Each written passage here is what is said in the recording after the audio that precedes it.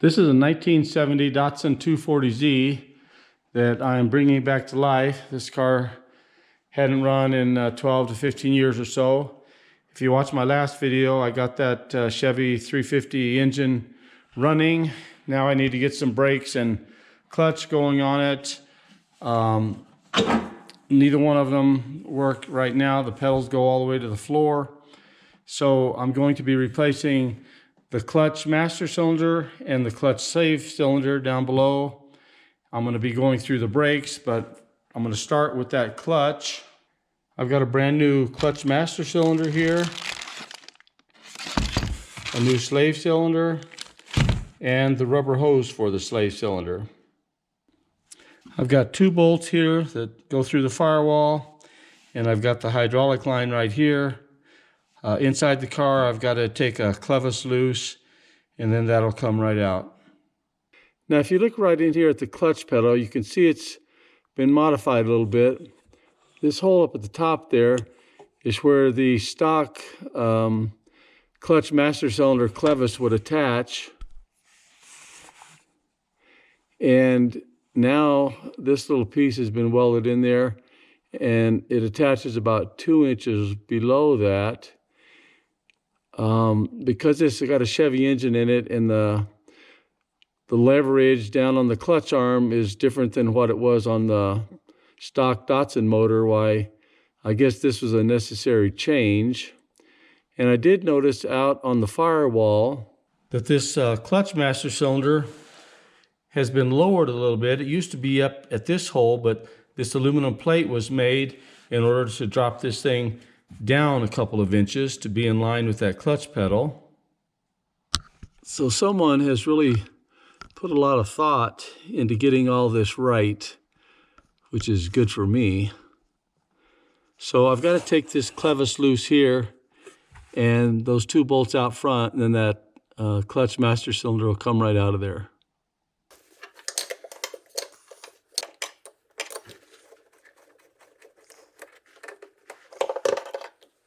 Now, I could probably take this apart and clean it out, maybe buy a kit for it or something, mess around and get it working, but these things aren't that expensive. I'll just as soon not mess with that, buy a new one and put it on there.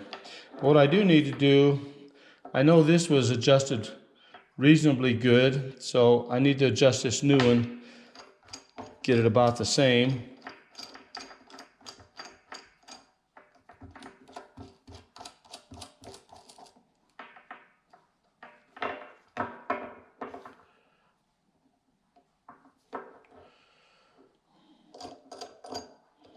I'll just eyeball it, and once it's in there, I can make a final adjustment.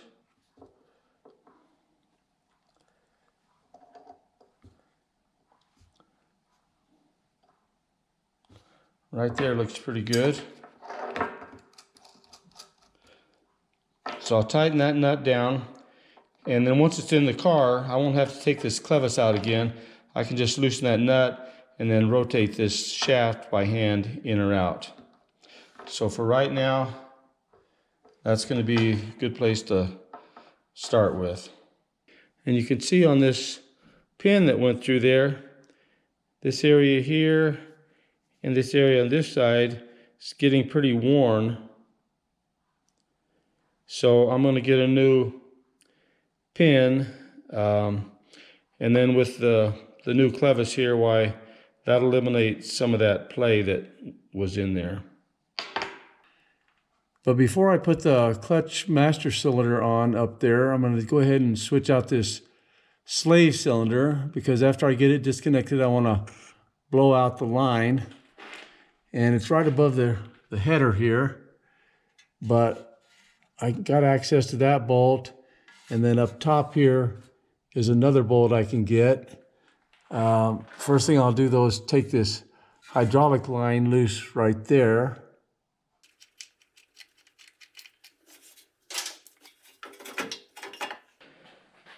And it looks like I've got the right slave cylinder. This one, you can see the rubber boot on the end was all tore off. I cleaned up the little push rod. I'm going to reuse the same one. This one is adjustable. I'm not going to change it right now. I'm just going to slide it in here, and should be pretty close, I think.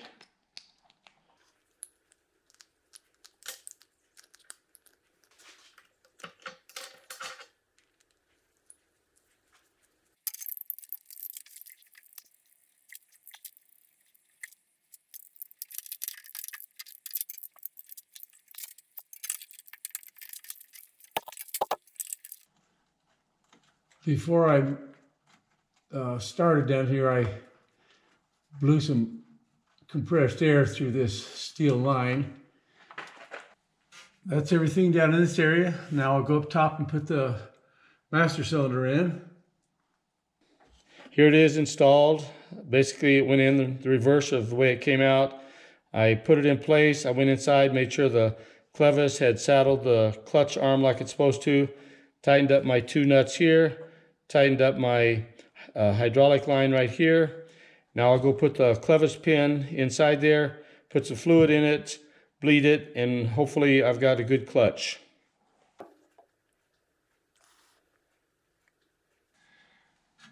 Right here is the bleeder valve. Now this slave cylinder on the stock 240Z, the 6-cylinder engine, it mounts on the other side. So that puts the valve on top of it. So when you crack it open, why, it'll let the air kind of push right out. Being on the bottom here, probably going to have some air trapped on the top, so it may take a little while to get that flushed out good. Okay, I'm not being able to get all the air out of this slave cylinder, so what I think I'm going to do is take it loose and I'll rotate it to where this bleeder valve is on the top, and then I can open it up and let the air come out of it like it's supposed to, and then I'll rotate it back down here and bolt it in position. Okay, I've got it loose hanging down here. See if gravity won't pull it out.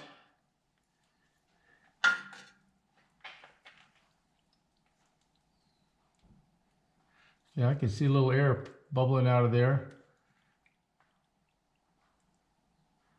Once we get a steady stream, I'll just rotate it around.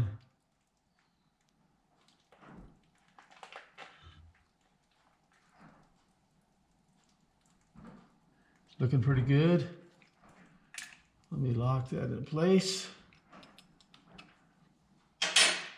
One other thing I did while I was under here is replace these 2 oil line fittings right here. That's where the oil filter lines come out. It has a remote oil filter right there, but it was leaking a little oil back here somewhere. I'm not sure if it was coming from around the fittings on the lines, because there was a swivel on one end, or around this adapter where it seals up here. Anyway, I took the whole thing apart, cleaned everything up, and put new fittings on the end of the oil lines there. Yeah, just what the doctor ordered. I got a nice firm pedal there.